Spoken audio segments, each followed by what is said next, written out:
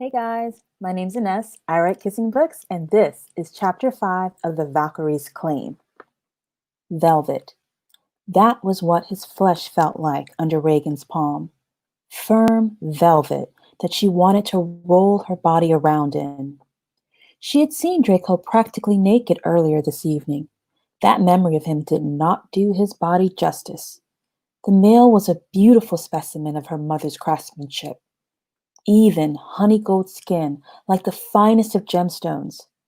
Valkyrie were attracted to fine, shiny things. Reagan wanted to wrap Draco's body around hers like a necklace and wear him. She had been restless all night back in the hall with her sisters. She downed goblet after goblet of ale, but her body was a tight coil of need. Every time she closed her eyes, she saw Draco's tight ass clenching and releasing. Every time she opened her eyes, she remembered his long, slick member playing hide and seek in the moon's pale light. Now it was within her grasp. Flying across the realms and landing at his castle in the dead of night had been the best decision she had made in centuries. Just the scent of him cooled her overheated flesh. Draco smelled of burnt wood, warm earth, and some spicy scent she couldn't identify. All of her pink bits tightened. Her nipples pebbled like a precious stone. Her mouth watered as though she were glimpsing his hoard of treasure.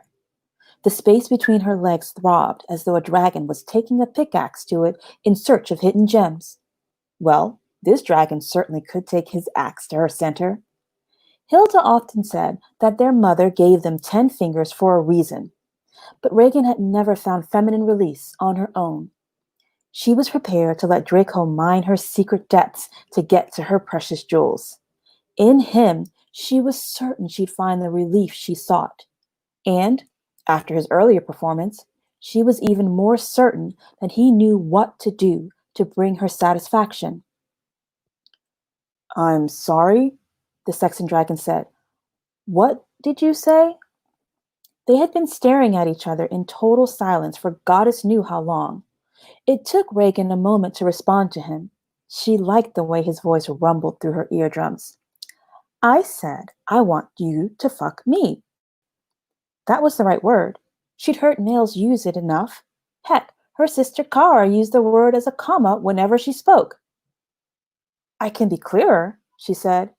"I want you to take your cock, preferably when it's stiff and engorged, and place it inside my vagina.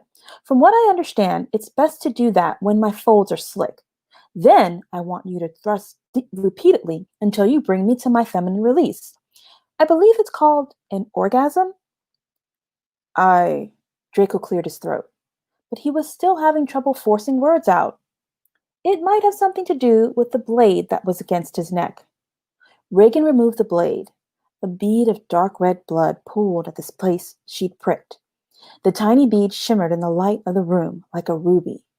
Reagan's eyes glittered gold. Rubies were her favorites, next to emeralds and topaz. Who was she kidding? Like all Valkyrie, there wasn't a gem she met that didn't dazzle her. The sanguine bead of blood made her incisors water. She wanted to lick it, to bite him, to mark his flesh. "I'm afraid I'll have to decline." Reagan cocked her head to the side. Did he say decline? Was that some sexual position she didn't know? He couldn't mean he was turning her down. For sex. He was a man. "You don't want me?" she asked. "I didn't say that." Reagan reached to her forearm holster and brandished her other blade. "Speak plainly, scaly boy." Draco gulped and stepped back. His spicy scent overwhelmed her nostrils. But it wasn't a tinge of fear she smelled. The scent she knew too well from her captures all these years. "You are a daughter of the goddess," said the dragon. "To even touch you, I'm sure would be sacrilege." "I'm a grown woman." "Trust me," Draco's gaze roamed the length of her. "I can see that." Reagan resheathed her daggers. She grabbed the hem of her nightgown and unsheathed her body so that he could have a better look. I just want you to see what I'm offering you before you lock on to this stupid decision. Draco groaned like a man in pure agony. He squeezed his eyes shut, only for a second before wrenching them back open and staring. Then he shut them again and groaned. Am I not pleasing to your eyes? Reagan asked. Goddess, have mercy. His eyes were open, wide open, taking in every curve of her form. I sense your arousal, dragon. I can see that your member is stiff. Draco's hand went to his groin area. His breathing was becoming labored. His gaze was latched on her breasts. My form is pleasing to you, Reagan ticked off the evidence with her fingers. Your cock stands at the ready? It doesn't appear that it would be any trouble to. Before she could come to the inevitable conclusion of her argument, her feet were off the floor, her body was in the air, her back was slammed against the door. Draco had her thighs parted and his body between them. It didn't occur to Reagan until later that this might have been a move of seduction. She was a warrior, so obviously she saw the move as one of aggression. She dug her heel into the sensitive spot between his knee. Draco dropped like a stone, and she was on him, over him.